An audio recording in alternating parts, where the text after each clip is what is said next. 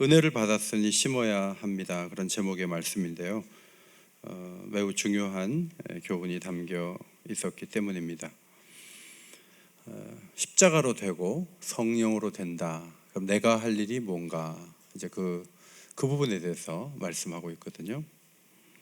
출애굽한 백성들에게 은혜의 선물이 이런 거죠. 내가 채우지 아니한 아름다운 물건이 가득한 집을 얻게 하시고, 내가 파지 아니하는 우물을 얻게 하시고, 차지하게 하시고, 내가 심지 않은 포도원과 감람나무를 차지하게 하사 너를 배불리 먹게 하실 거다. 이게 은혜거든요. 은혜는 신나는 거예요. 뭐 노력해가지고 죄가 씻어지는 것도 아니고, 예수님이 다 씻어주시는 것이고, 성령이 오셔서 우리의 인격의 열매를 맺어주시고, 모든 것이 하나님이 하신다. 이런 마음을 가지면은 우리 마음속에 내가 할 일은 없네, 하나님이 하시면 되니까 그냥 가만히 기다리면 되겠다. 결혼을 하기를 원하느냐? 예, 하기를 원합니다. 최근에 선 봤냐? 아니요, 선 안 봅니다. 왜? 은혜로 결혼하고 싶습니다. 가만히 기다리다 보면 어떻게든 되지 않겠습니까? 그러나 선은 안 봅니다. 이게 은혜의 부작용이거든요. 자신이 노력하지 않고 하나님 하시라는 거예요. 그렇게 신앙생활 할 수가 있어요. 이 부분에서 매우 주의해야 될 그런 교훈이 여기에 담겨 있어요. 첫 번째로 말씀을 심는 이들과의 관계에 대해서 6절에 말씀했습니다. 이 말씀이 있죠. 이 말씀은 우리 모두에게 찾아옵니다. 말씀을 들을 때 믿음이 생겼습니다. 그리고 우리에게 성경까지 주어졌습니다. 사도시대보다 훨씬 더 좋은 말씀을 부요하게 먹을 수 있는 길이 열렸고, 성령을 목사님에게만 부어주지 않고 모든 이에게 부어주셔서 말씀을 묵상할 때 한없는 기쁨과 은혜를 누리고 지혜를 얻을 수 있는 길이 열렸어요. 그러면 목회자가 특별히 필요하지 않다는 생각을 초대교회 때부터 성도들이 한 거예요. 왜 목회자가 부임해가지고 이런저런 신경을 다 써줘야 되고 못하러 그러느냐? 우리가 성경을 깨달을 수 있고 우리에게 성령이 왔는데 못하러 공동체가 그 짐을 떠안느냐? 이 생각을 할 수가 있거든요. 하나님은 사도를 통해서 그런 머리를 쓰지 마라 가르쳐주면서 6절 하반절에 가르침을 받는 자는 말씀을 가르치는 자와 모든 좋은 것을 함께 하라, 그렇게 가르쳐 주셨습니다.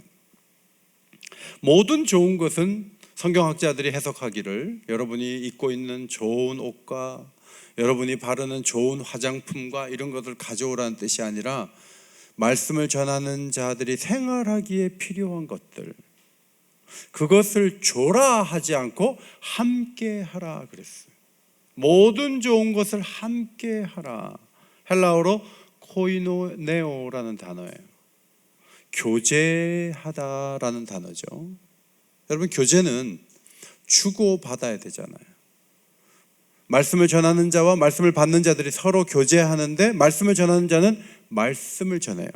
말씀을 공급해요. 그 역할을 하는 거예요. 자신에게 깨달은 말씀, 성경을 정리해서 말씀을 전해요. 그럼 말씀을 듣는 자는 뭐를 또 줍니까? 재정적인 은사를 받아서 생활할 수 있도록 돕는 거예요. 그렇게 함으로 교회의 체계가 갖추어지도록 한 것이 하나님이 교회를 이때까지 이끌어온 영적 원리예요. 이런 부분에서 바울 사도 시대부터 혼동이 많아가지고 로마서나 고린도전서나 보면은 이 부분을 설명을 꽤 길게 해놓은 것을 보게 돼요. 로마서 15장 27절에 만일 이방인들이 그들의 영적인 것을 나눠 가졌으면 육적인 것으로 그들을 섬기는 것이 마땅하니라. 예루살렘 교회를 돕기 위해 이방 교회가 연보한 물질을 전달하면서 바울은 영적인 유익을 준 유대 교회를 이방 교회가 도와주는 게 마땅하다는 거예요. 우리가 왜 그 교회를 도와? 그럴 수 있지만 복음이 예루살렘 교회에서 왔기 때문에, 예루살렘 교회가 어려울 때 이방 교회가 물질을 주면서 서로 영적인 것을 주고 물질을 보내고 이 교제가 된다, 이런 말이죠. 고린도전서 9장 13절 성전의 일을 하는 이들은 성전에서 나는 것을 먹으며 제단에서 섬기는 이들은 제단과 함께 나누는 것을 너희가 알지 못하느냐. 구약시대에는 레위인과 제사장이 다른 일을 하지 않고 그들이 살아갈 수 있는 길을 다른 지파에서 해결해 줬어요. 구약시대 그랬어요. 그런데 신약에 와서는 모두가 만인이 제사장이 됐어요. 그럼에도 불구하고 교회 안에 말씀을 전하는 자들을 교인들이 이 원리를 그대로 적용해서 필요한 것들을 공급하라는 거예요. 구약의 체계는 끝났음에도 불구하고 교회의 전임 교역자들을 세워서 그들이 교회 일들을 함으로 여전히 교회는 움직여지는 것이 영적인 원리다 라고 말하면서 바울이 이렇게 얘기했어요. 이와 같이 주께서도 복음 전하는 자들이 복음으로 말미암아 살리라 명하셨다는 거예요. 그래서 제가 복음 전한 자가 복음으로 산다는 말이 있는가 찾아보니까 예수님 그런 말 한 적이 없는데 뭘 가지고 그런 말씀을 하지 하다가 마태복음 10장 10절에서 답을 찾았어요. 두 벌 옷이나 신이나 지팡이를 가지지 말라. 이는 일꾼이 자기의 떡을 받는 것이 마땅하니라. 이 더운 지방에서 전도를 갔다가 2일 걸리고 3일 걸리는데 옷을 갈아입어야 되는데 한 벌 옷만 갖고 갔어요. 그런데 어떤 사람이 복음을 처음 들음에도 불구하고 이 옷 입으세요. 어디서 자지? 그러는데 저희 집 비어 있습니다. 이러는 거예요. 현장에 가면 다 준비되어 있다. 그러니까 가라는 거예요. 그런데 이 말씀은 전도할 때만 필요한 것이 아니고 교회를 운영할 때도 교회를 하는 목사님들이 밖에 나가서 땀 흘려 일하면서 소득을 창출해서 교회에서 나는 아무것도 안 받습니다 하고 교회 와서 일하게 하는 게 하나님의 뜻이 아니라는 거예요. 복음을 전하는 자들은 복음으로 말미암아 산다. 그렇게 가르쳐 주셨어요. 마음에 맞는 청년들과 개척한 목사님이 계시는데 청년 학생단체에서 150명이 따라 나섰어요. 목사님 우리가 돕겠습니다. 그래서 렌트도 하고 장소도 얻고 이제 목회를 시작해요. 믿음이 좋다고 생각되는 150명이 따라 나섰으니까 교회가 움직여지는 건 아무 문제가 없을 거라고 목사님은 기대했어요. 그런데 150명 따라 나선 성도들 가운데 주일 헌금을 드리는 사람이 50명이에요. 100명은 헌금 안 해요. 더 놀라운 것은 11조를 드리는 성도는 50명 중에 10%가 안 돼요. 교회 전기료도 못 내요. 모두 똑똑해요. 책도 많이 보고 학생단체에서 막 머리가 커져 있어요. 그런데 하나님 앞에 안 드리는 거예요. 목사님이 결국은 직업을 구해서 밖에 나가 일을 하면서 목회에 집중할 수가 없다는 호소를 선배한테 했고 그 선배가 지난 주간에 제 방에 와서 말씀했어요. 여러분 믿음이 좋은데 절기가 돼도 감사헌금도 안 해. 교회 권사님이신데 아무런 코로나 시대니까 얼굴도 안 보이셔. 그 어떤 책임도 지지 않는데 마음속에 나는 은혜로 천국 간다. 그 믿음이 합당한 믿음이냐 하는 거예요.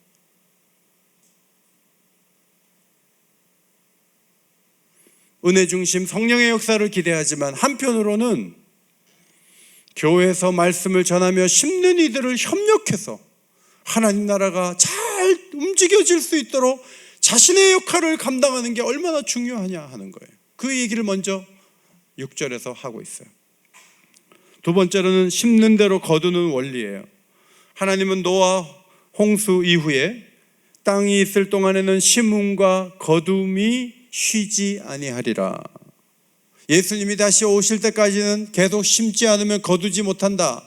심어야 거둔다는 그 원리가 계속된다라고 일찍이 말씀하셨습니다. 적게 심습니까? 적게 거둘 것입니다. 많이 심습니까? 많이 거둘 거예요. 오이 심어놓고 참외 거두려고 하면 안 되고 참외 심어놓고 수박 거두려고 그러면 안 돼요. 심은 것을 거두는 거예요. 성령을 의지하고 은혜만 밝히는데 아무 일도 안 하고 게으르다, 손을 모으고 있다, 스스로 속이는 것이요 하나님을 업신여기는 행동이지만 하나님이 비웃음거리가 될 뿐이 아니다 라고 분명히 언급합니다. 우리 죄를 씻기 위해 구원을 받기 위해서 노력할 이유는 없어요. 노력할 게 없어요. 그냥 믿음으로 구원받아요. 그러나 은혜를 받은 성도는 뿌리고 심는 사람이 되어야 된다, 그런 말씀이에요. 디모데후서 2장 6절에 수고하는 농부가 곡식을 먼저 받는 것이 마땅하니라.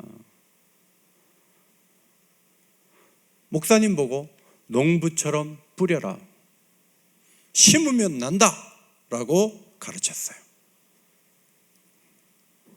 제가 부산에 내려가서 깜짝 놀란 것은 이 대형 교회는 막 조직적으로 움직이는 것도 있지만 목사님들도 재직들도 열심히 심는구나. 정말 열심히 심어요. 전도를 얼마나 열심히 하고요. 양육과정 찾아다니면서 다 배우고요. 권사님들이 링거 맞으면서도 교회를 하더라고요. 그걸 보면서 심는 차원이 다르다.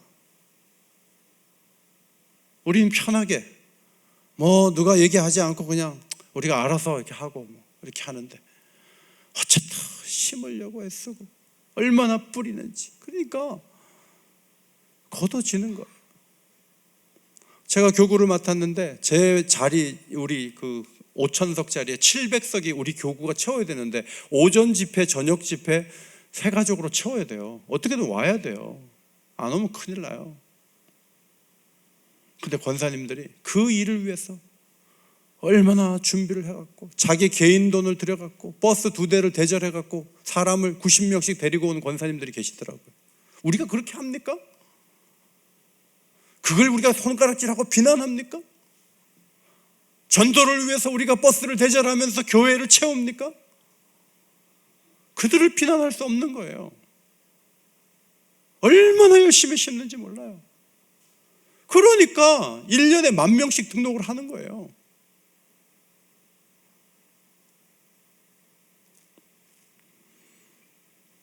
안산의 김인중 목사님이 성경 말씀을 전하시다가 목회자들에게 이런 말을 했어요. 내 양떼의 형편을 부지런히 살피며 내 소떼에게 마음을 두라. 전 이 말씀 듣고 참 감동이 됐어요. 목사님들이 양떼가 어떻게 살아가는지 하나도 모르고 신방도 안 가고 전화도 안 하고 그냥 관심이 딴 데 있고 정치에 있고 동창들만 만나고 그렇게 돌아다니면 양떼와 소떼가 다 사라져요. 목사님들이 심어야 된다.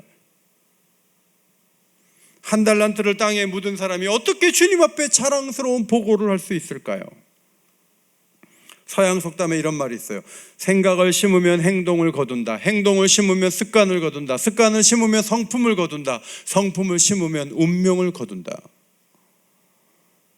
생각부터 잘 심어야 돼요. 그러면 우리가 바꿀 수 없다고 하는 운명조차도 바꿀 수 있는 역사가 있게 된다는 거죠. 어떻게 보면 이 속담은 성경적인 거예요. 세 번째로 우리는 무엇을 심을 것인가? 두 가지가 있죠. 하나는 육체를 위해 심고 하나는 성령을 위해 심는 거예요. 육체를 위해 심는 것은 우리가 말씀을 봤죠. 5장 19절부터 21절 5장 19절부터 21절에 네 가지 얘기죠. 음란과 우상숭배와 관계 파괴와 타락한 모습, 술 취해서 방탕한 거, 이것도 다 심는 거거든요. 관계 깨려고 이간질하면요 관계가 깨져버리죠. 그게 심어서 얻은 결과예요. 원한을 품고 늘 좋지 않은 말을 하고 그게 전부 심는 행동이에요. 자기 연민에 빠지는 거, 그거 심는 거예요. 공상하는 거, 나쁜 친구와 1시간씩 통화하면서 일주일 내내 부정적인 말을 하는 거 전부 심는 거예요. 외설적인 기사를 좋아하고 좋지 않은 영상에 마음을 내어주는 거, 그것도 심는 거예요. 언젠가 거두게 될 거예요. 죄에 굴복하면 파멸을 거두는 거예요. 반대로 성령을 위해 심는 길이 있어요. 생각으로 먼저 심는 거예요. 로마서 8장 6절에 육신의 생각은 사망이요 영의 생각은 생명과 평안이니라. 영의 생각이 있다. 영의 생각부터 심는 것이다 라고 얘기하는 거예요. 여러분, 영의 생각이 뭐죠? 하나님 생각하는 거예요. 약속의 말씀을 생각하는 거예요. 진리 가운데 걸어가는 거예요. 경건의 훈련을 습관으로 키워나가는 거예요. 성령을 위해 심으면 영생을 거둔다. 천국 간다 그런 뜻이 아니고요. 영생은 하나님의 후원하심이 있다 그런 말이에요. 하나님의 도우심을 경험하며 산다 그런 말이에요. 성령을 위해서 살아가면 하나님이 도와주시죠. 성령의 생각을 따라 살아가고 성령의 생각을 따라 행동하면 하나님이 그냥 두지 않으세요. 반드시 도와주세요. 믿으십니까? 반드시 도와주세요. 에베소서 6장 18절에 성령으로 생각하며 행동하는 길이 뭐예요? 첫 번째, 성령 안에서 기도하고. 자, 성령 안에서 기도하는 게 쉽는 거예요. 내일부터 2주 동안 우리 특별 새벽 기도해요. 교회 오지 못해도 집에서 혼자 사인하면서 체크하면서 기도하는 시간을 가지세요. 그리고 19일 날 교회 오실 때 그걸 표를 교회에다 내세요. 그러면 교회에서 정말 형편없는 선물을 드릴 거예요. 정말 비싸지 않은 걸 드릴 거예요. 이상하다. 2부 예배 때는 웃었는데 3부 때는 안 웃으시네. 약간 여러분이 긴장을 해서 그런 것 같아요. 2부 때는 막 웃었거든요. 3부 때는 조용하시네요. 이게 영적 분위기가 부마다 달라요. 1부, 2부, 3부 다 달라요. 기도를 안 하고 뭘 얻기를 바라는 것은 참 잘못된 생각을 하는 거예요. 뭐 기도한다고 해도 되나? 뭐 그러지 마세요. 부모가 자식을 위해 기도하면 하나님이 자식에게 복을 주세요. 자식이 부모를 위해 기도하면 하나님이 부모를 살려주세요. 믿으십니까? 이번에도 아까 기도하셨지만 코로나가 우리 이재혁 선교사님 아버지 헤어룸 그 카페 일하시면서 그 부부에게 코로나가 와가지고 중환자실까지 갔어요. 근데 이재혁 선교사님은 지금 거류증 그게 없어갖고 공항에 못 가요. 돌아가시면 장례식도 못 와요. 얼마나 간절하게 기도했겠어요. 아버지가 30년 당뇨 환자예요. 근데 하나님의 긍휼로 살아나셔서 이제 다시 헤어룸 카페 강화도에 와 계세요. 어제 통화했어요. 그래요. 자식이 기도하면 부모를 살리시고 부모가 기도하면 자식을 살리시고 하나님이 기도하는 것을 들어주시고 하나님이 응답해 주시는 것이요. 기도하는 게 뿌리는 거예요. 기도를 안 하는 건 안 뿌리고 사는 거예요. 하나님의 영적 원리대로 뿌려야 돼요. 뿌리면 하나님이 역사해 주세요. 어떤 직분을 받았느냐 그게 중요한 게 아니에요. 얼마나 기도했느냐, 얼마나 기도하며 나가느냐, 이게 중요한 거예요.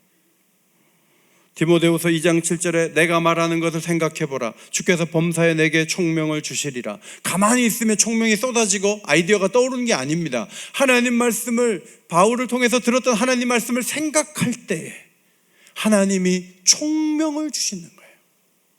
하나님 말씀을 묵상하고 말씀의 원리대로 걸어가려고 할 때 하나님이 디모데로 하여금 가장 좋은 길을 선택하도록 붙잡아 주시는 거예요.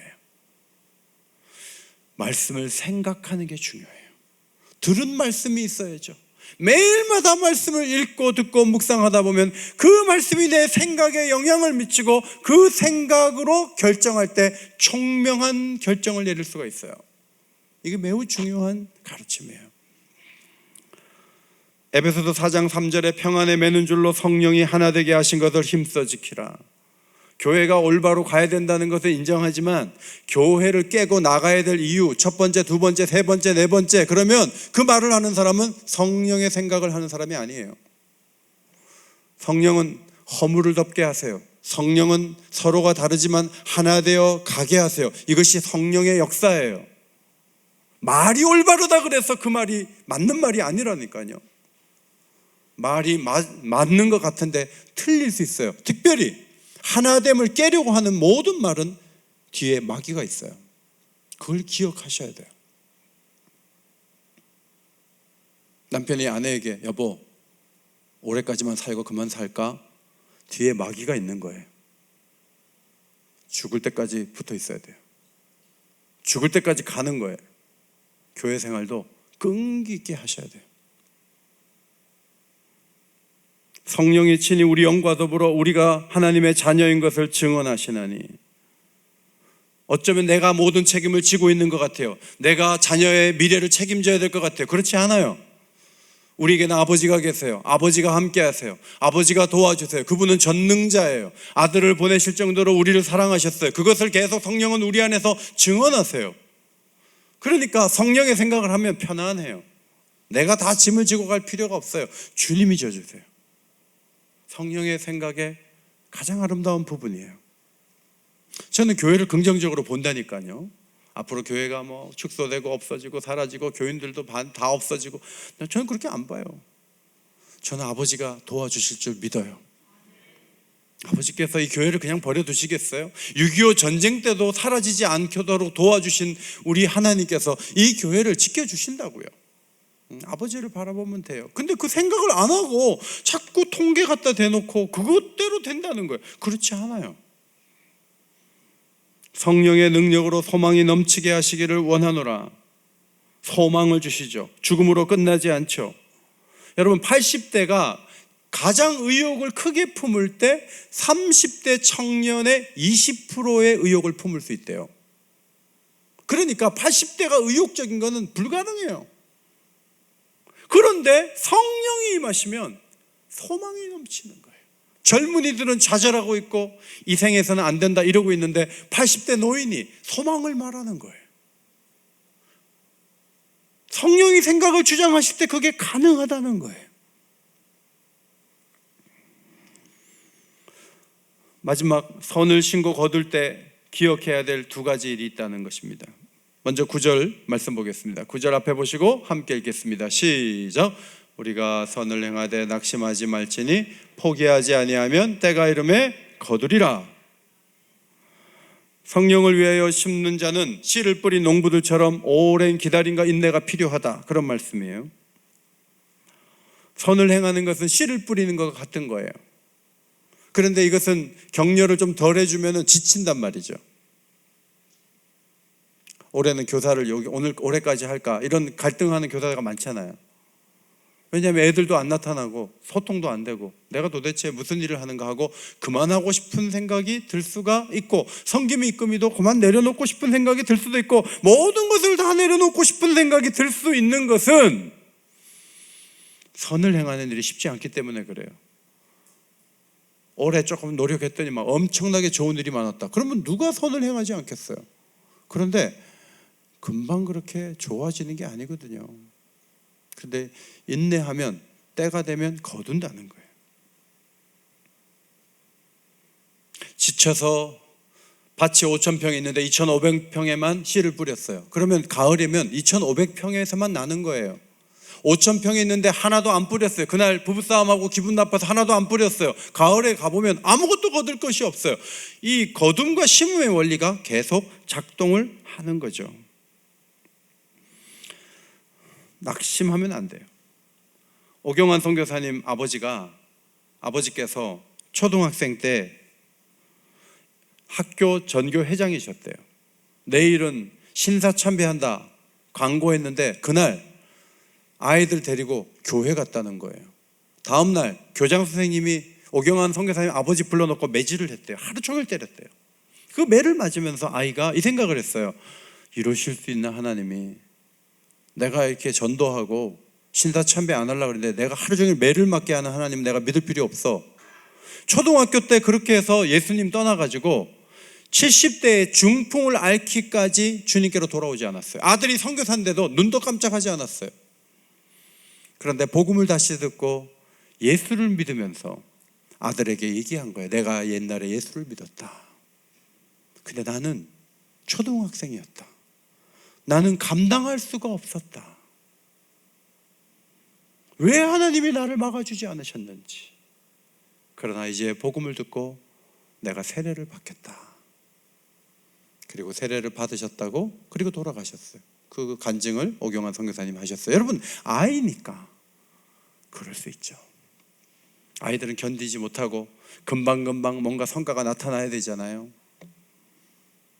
그런데 수십 년을 신앙생활을 했는데 인내하지 않고 쉽게 좌절하고 코로나보다 더 어려운 전염병과 때로는 전쟁이 일어나는 상황에서도 우리 선배들은 신앙을 붙잡았는데 이 어려움이 온다 그래서 마음을 접고 이제는 선을 행하는 예배도 안 드리고 이웃을 보살피는 일도 안 하고 사랑방도 안 하고 기도도 안 하고 그냥 내 맘대로 살겠다고 한다면 그것은 하나님이 원하시는 모습이 아니에요. 포기하지 말고 그래도 예배하고 그래도 하나님 찾고 그래도 성도들 만나고 그래도 기도해야 살아남지 않겠습니까? 선을 행할 때 또 한 가지 중요한 원리가 10절에 나옵니다. 10절 앞에 보시고 10절 읽겠습니다. 시작. 그러므로 우리는 기회 있는 대로 모든 이들에게 착한 일을 하되 더욱 믿음의 가정들에게 할지니라. 여기 믿음의 가정이란 교회 안에서 만난 가족들, 교인들을 말해요. 대외적으로 밖으로 많은 기부금도 보내야 되겠지만 교회는 교인들을 잘 보살펴야 된다, 그런 말씀이에요. 예루살렘 교회에 3,000명이 세례를 받고 새가족이 됐을 때 기존 교인이 120명이었어요. 여러분 1,000명이라 그래도 100명 들어오면 제대로 케어를 못 하거든요. 그런데 120명이 어떻게 3,000명을 케어를 해요? 도대체 예루살렘 교회는 무슨 양육 과정이 있었길래 그들을 정착시킬 수 있었을까? 성경을 읽어보면 이 말씀이에요. 믿는 사람이 다 함께 있어 모든 물건을 서로 통용하고 또 재산과 소유를 팔아 각 사람의 필요를 따라 나눠주며. 양육과정 없었어요. 다 성령을 받기도 했지만 교인들이요 딱 들어오면은 자기 재산 팔아서 섬겼다는 거예요. 여러분 재산 팔아 섬기는 사람들이 있는 교회를 떠날까요?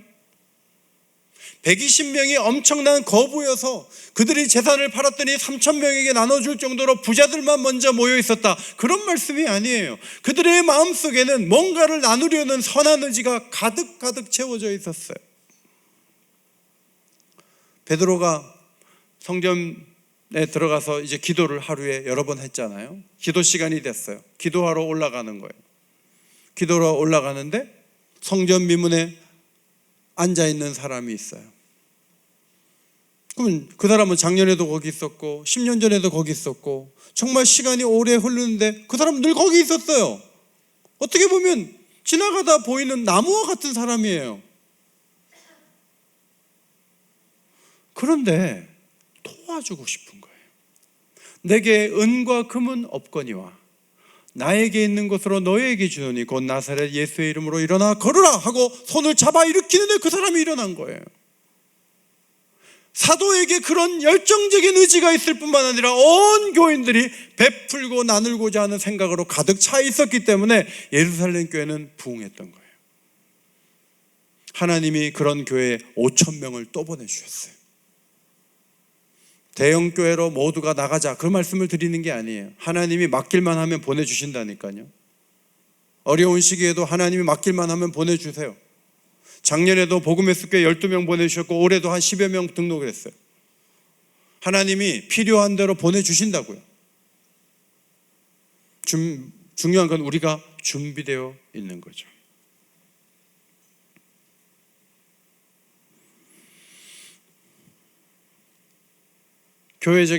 교회에서 생활하면서 영적인 필요를 느껴요. 정서적인 필요를 느껴요. 때로는 물질이 부족할 때도 있어요. 그때 교회가 영적인 필요를 채워주고 정서적인 필요를 채워주고 물질적인 필요까지도 채워주면 그러면 살아나는 거예요. 저희 교회 전설적인 사랑방이 은총 사랑방이잖아요. 유민여 권사님이 장래교 집사님하고 같이 일했던 그 은총 사랑방. 젊은이들 몇 가정하고 같이 시작을 했어요. 12시까지 막 모이고 서로 가족이 돼서 한 번은 권사님이 이렇게 나가시는데 저쪽에서 젊은 집사님들이 오는 거예요. 원사님 어디 가서 나 좀 급한 볼일 있어서 나가요. 거기 냉장고 안에 다 알아서 먹고 가세요. 권사님 집에 가가지고 막 그냥 찾아가지고 먹고 가는 거예요. 여러분 그래도 아무런 문제가 안 돼요. 그냥 내놓은 거예요. 집안 공간을 내놓은 거예요. 가족이에요. 그렇게 해서 그 사랑방이 마을이 돼가지고 한 번 애들까지 MT를 가는데 50명이 가는 거예요. 부흥의 원리는 거기에 있어요. 모두가 외로워요. 모두가 단절되어 있어요. 그런데 교회에 와서 사랑방 식구들과 연결됐는데 그 사랑방이 집을 내준다니까요. 냉장고 열어서 해먹고 가라고 한다니까요. 이 어려운 시기에도 교회가 어려운 교회들을 돕고 힘겹고 어려운 시간을 보내는 사업하는 분들을 돕고, 여러분은 일일이 말씀을 안 드려서 그렇지 노예 안에 6교회 전반기에 돕고 후반기에 6교회 또 헌금 보내고, 큰 금액이 아니라 할지라도 우리 나름대로 최선을 다해서 이웃 교회와 같이 가려고 돕고, 사업이 무너지는 건 아니지만 너무 어렵습니다. 코로나 시대에 손님이 없어 너무 어렵습니다. 그런 소식이 들려올 때마다 메모해놨다가 교회에서 받아서 월세 내러 갖다 줘요. 그러면요, 초신자라고 해도요 주일날 안 빠져요. 왜냐하면 우리 형님도 가만히 있는데 교회가 월세 내라고 돈을 주는데 그게 헌금인데 내가 교회 나가겠나? 교회를 안 나가? 그거 있을 수 없다는 거예요. 오는 거예요. 돈이 커서가 아니에요. 그 사랑과 정성이 고마운 거예요. 이 어려운 시기는 어쩌면 교회가 어떤 공동체인가를 교인들로 하여금 절감케 만들 수 있는 아주 절호의 기회예요.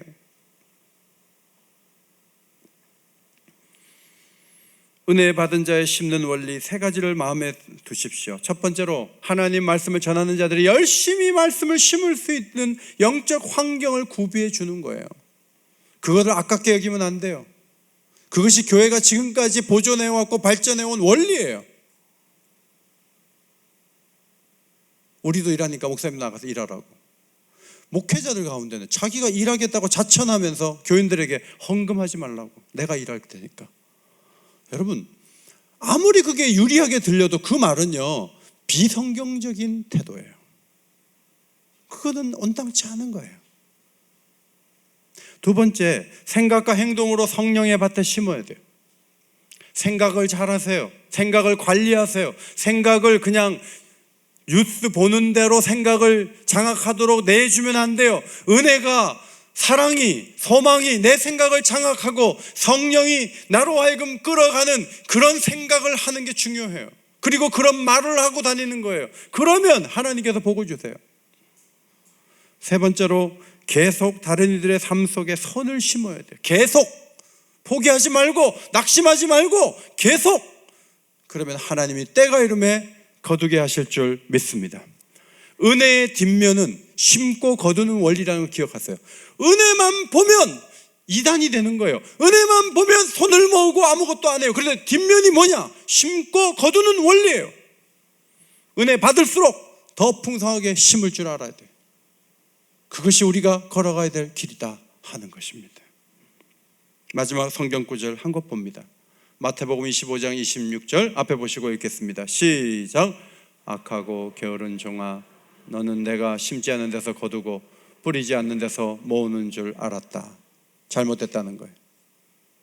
개정개혁은 알았느냐? 알았느냐? 하나님을 오해하면 안 된다는 거예요. 하나님은 심는 데서 거두는 분이라는 거예요. 무조건 아무것도 안 하는데 다 해준다, 그게 아니에요. 심어야 돼요.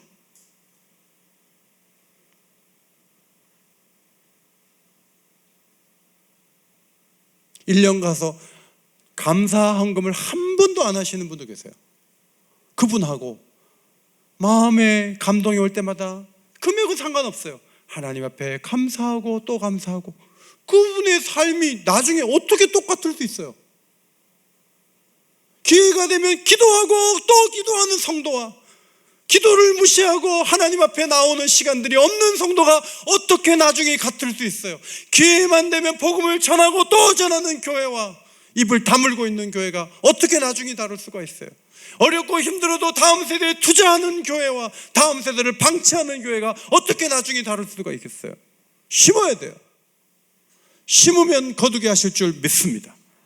그래서 우리가 이 12월 달에 심어야 되겠구나, 마스크를 하고 있지만 심어야 되겠구나, 백신을 맞아서 힘이 없지만 심어야 되겠구나, 심으면 더우신다, 이 믿음을 가지고 가는 거예요. 그렇게 함으로 승리의 길을 걸어가게 되시기를 예수의 이름으로 축원합니다. 하나님 아버지 감사합니다. 은혜만 가르쳐 주지 않으시고 심어야 거둘 것이 있다고 말씀해 주시니 감사합니다. 우리 성도들이 사명에 초점을 모으고 심는 성도들이 되어서 영생을 거두고 놀라운 삶, 풍성한 삶을 살 수 있도록 은혜 베풀어 주시옵소서. 예수님 이름으로 기도하옵나이다. 아멘.